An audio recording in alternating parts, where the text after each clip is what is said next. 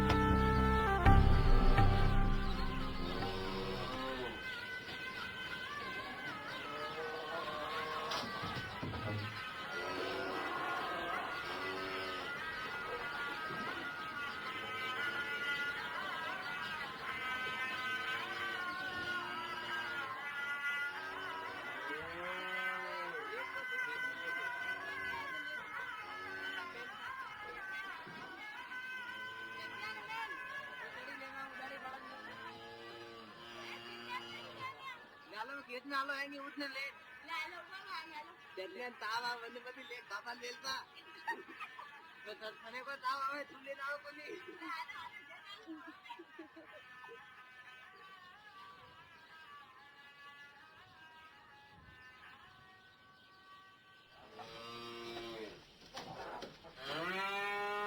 Atri vera लागी रे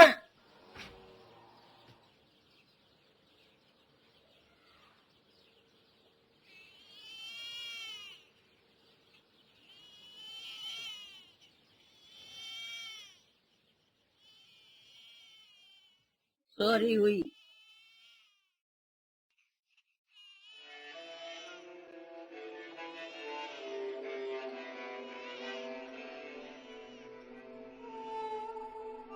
राम राम सा राम राम राम राम मैं पाया दूध ले दे तो करे करे सॉरी हुई ने का करनो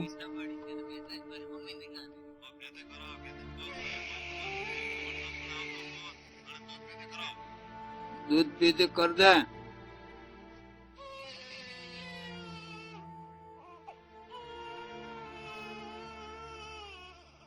कुठे जाईन खाडो खोतर.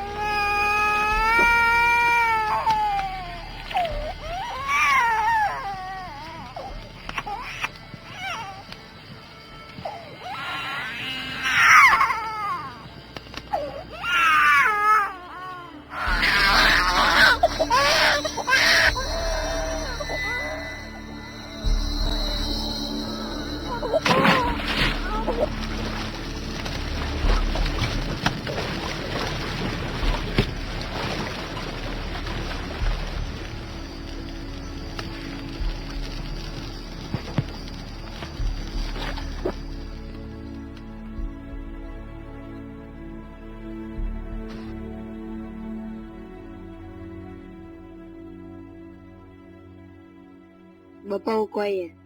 1 साल रो वोट हमें कम नहीं हो लखी दो.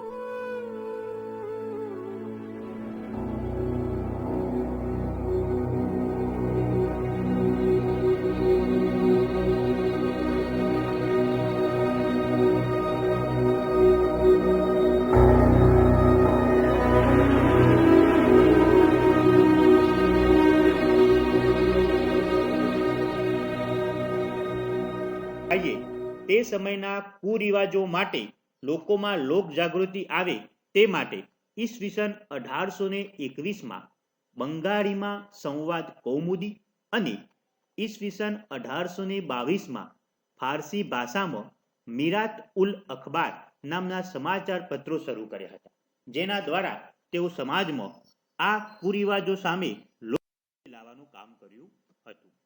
મિત્રો, રાજા રામમોહન રાયે સતી પ્રથાના વિરોધમાં જે ઝુંબેશ ચલાવી હતી તેના પરિણામ સ્વરૂપે ઈસવીસન 1829માં અંગ્રેજ ગવર્નર વિલિયમ બેન્ટિંકે સતી પ્રથા ઉપર પ્રતિબંધ મૂકતો કાયદો. દિલ્હીના બાદશાહ પોતાના જાગીરી હક અંગેના કેસ બાબતે રાજા રામમોહન રાયને ઈસવીસન 1830માં ઇંગ્લેન્ડ મોકલ્યા હતા અને તેઓ ભારતથી આ કેસ લડવા માટે ઇંગ્લેન્ડ ગયા હતા. અને ઇંગ્લેન્ડ ગયા અને તે સમયે ઈસવીસન 1833માં બ્રિસ્ટોલ મુકામે તેમનું અવસાન થયું. મિત્રો, આમાં રાજા રામમોહન રાયે હિન્દુ સમાજની દ્રષ્ટિ બદલવામાં અગત્યનો ફાળો આપ્યો અને સમાજમાં જે કુરિવાજો હતા તેમાં દૂર કરવામાં રાજા રામમોહન રાયનું નામ અગ્રેસર લેવામાં આવે છે.